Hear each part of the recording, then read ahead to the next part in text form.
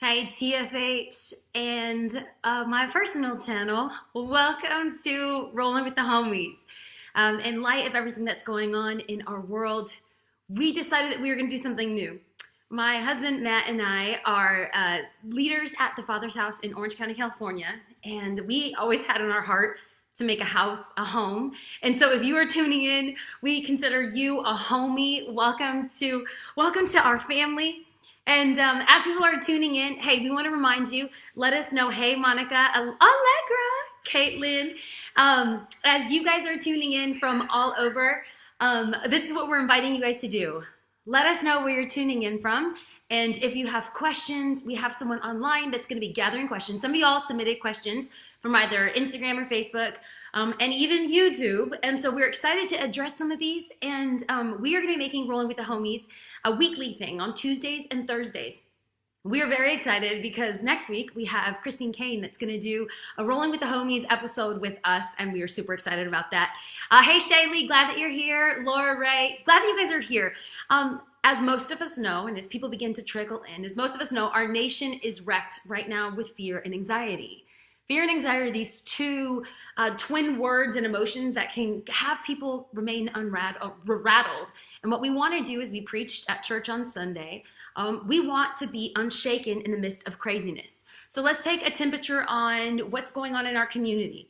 Someone by the name of Becca Marie from Ohio and California says that she's feeling anxiety because she's still called to work, even though there's no way she can control if people are sick around her. There's an entrepreneur whose business is 80% of their income, and they're dealing with fear and anxiety about the loss of their income. I feel you. Skylar from Texas is asking how to promote peace in her workplace when people are anxious. These are all amazing questions. If you submitted questions, thank you so much. But here's the thing. We are different people from different places with different perspectives and different emotions. And so what I want to do is, again, recognize that there's people from all over that are tuning in, and we might be feeling different things. I don't want to say something or put something on you that maybe you don't feel. At the same time, if you do feel heavy and burdened, this is the easy part of what we're going to do here. I want to give 7 easy things, 7 easy ways that we can overcome fear and anxiety. If you know me, I am a biblical word nerd, so numbers are important. And any Bible scholars out there, the reason I chose 7 is because the biblical implication of it. So leave a comment, let me know what the number 7 means in biblical numerology. All the word nerds are like, I'm so excited. We're glad that you're here. We're glad that you're tuning in. If you're just joining us, leave a note of where you're tuning in from. And also, if you have any questions, let us know. We'll address it in one of the upcoming episodes of Rolling with the Homies. So if you are joining us, again, these are 7 easy tips for us to hold on to when the world feels overwhelming. If you're taking notes, number 1 is focus on what you can do and let go of what you can't do. Focus on what you can do and let go of what you can't do. When you are feeling anxious or you're feeling a sense of fear, what can you do in those moments? So I'm going to take this very practical and I'm going to take it spiritual. Yes, the practical component is if you are feeling fear or anxiety around getting sick, hey, there's some basic things that we can do. We can wash our hands, avoid contact with hands in our mouth, follow CDC protocol, avoid large gatherings. Yeah, that's what we can do. But there's also this spiritual component that I want us not to forget. When fear and anxiety wash over us like a big tidal wave, what we can do is journal. What we can do is worship. What we can do is pray or listen to a podcast.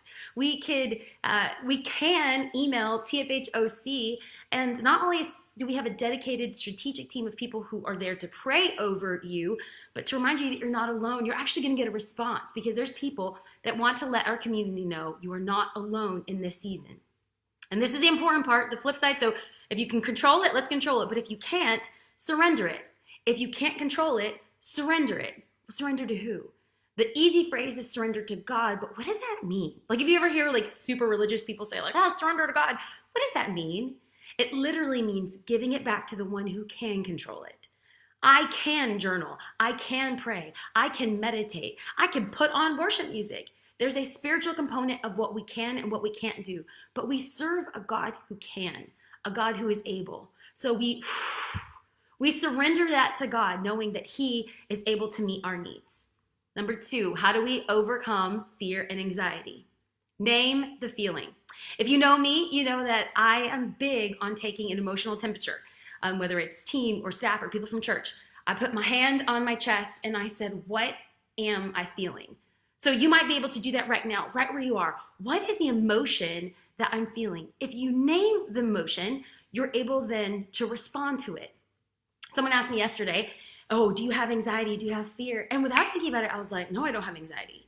Because I think anxiety looks like a certain way. And what I realized is, no, I wasn't manifesting anxiety in like a traditional sense, but I was very short-tempered. I was very irritable. I was very angry. And what I realized in taking an emotional temperature is that my fear and anxiety manifested itself in anger. So I'm publicly apologizing to my husband, Matthew Ray Olthoff, for being and having to live with Angry Bird yesterday. Here's one thing that we do. When we know our emotion and we name our emotion, then we can choose to respond to that emotion. We are now responsible to own that emotion and respond differently. And guess what? When you give yourself permission to experience the emotion, it reduces the intensity of that emotion.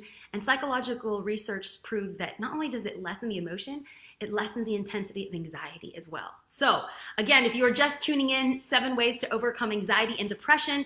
If there is something, a question that you have, leave it in the comment box. If you're just joining in, let us know where you're tuning in from.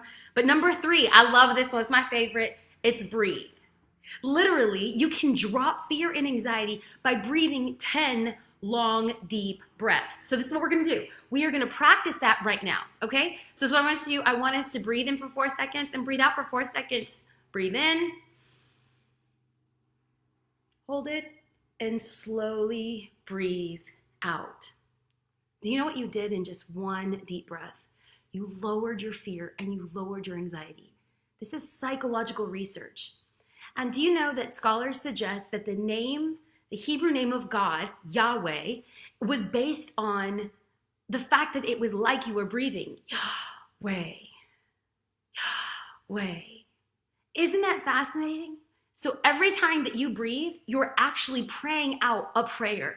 Now, you're sitting here thinking, like, I've never heard of like breathing. What does this mean? Hey, Google breathing techniques, begin to employ stretching. And there's also research that says not to wear high heels when you have anxiety because it's actually like lessens your breath.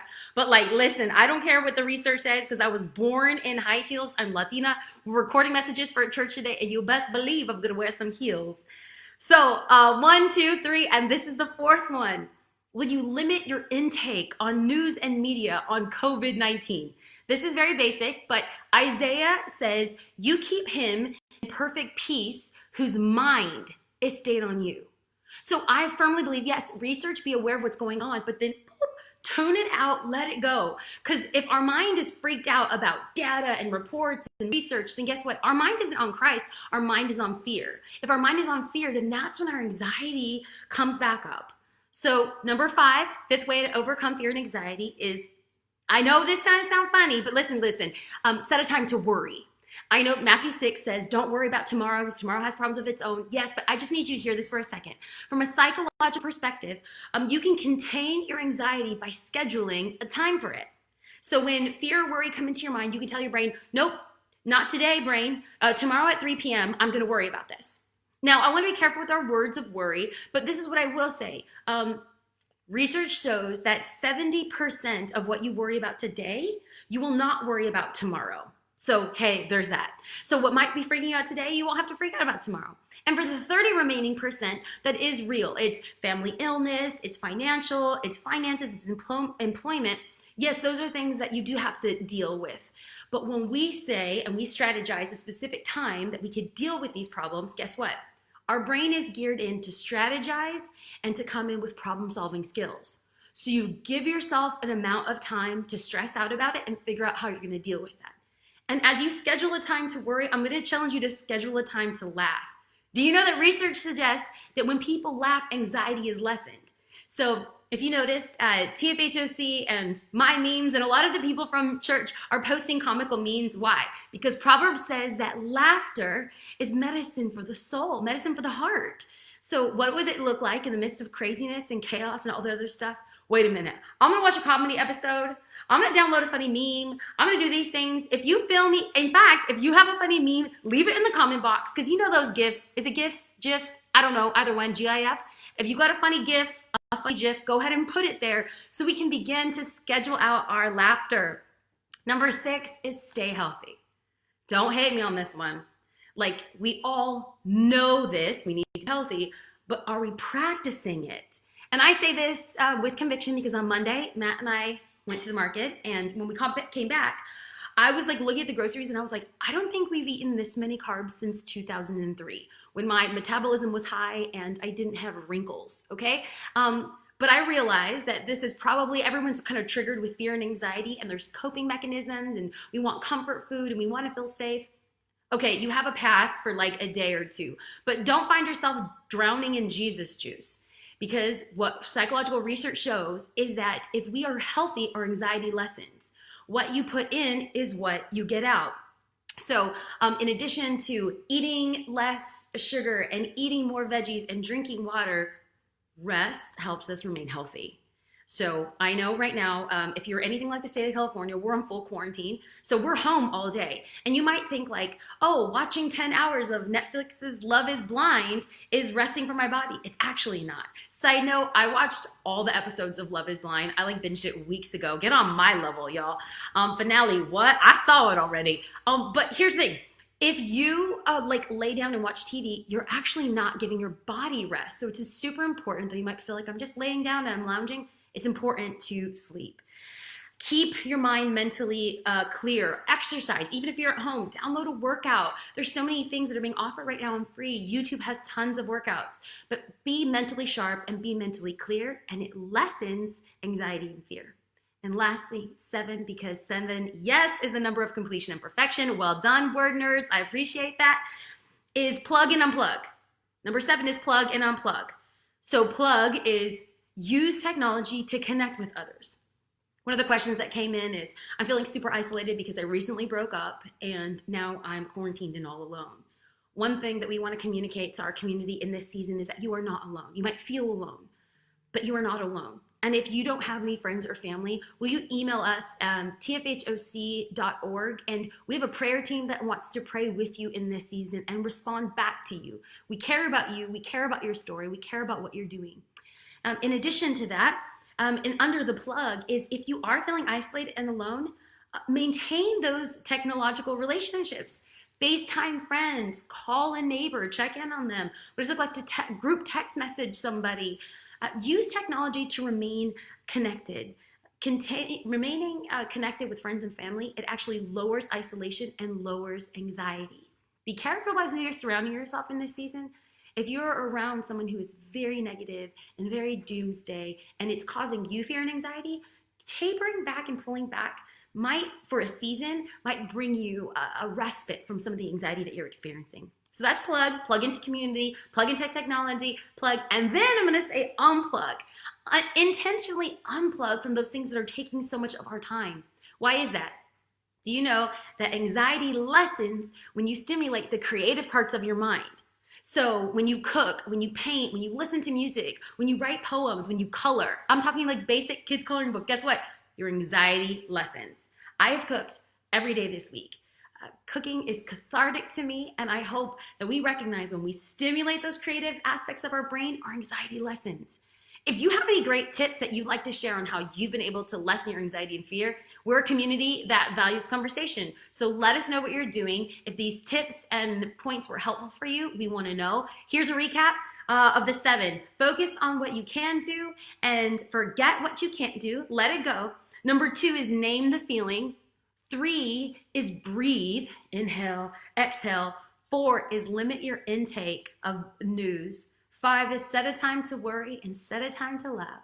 6 is stay healthy, and 7 is plug and unplug. We are so excited that you were able to join us. We love and appreciate you. Again, Tuesdays and Thursdays, 12:30, Facebook Live. We are going to be coming in and giving messages of inspiration, hope, biblical content, and connection and community through the digital spaces. We love and appreciate you, and we are praying God's protection over each and every one of you.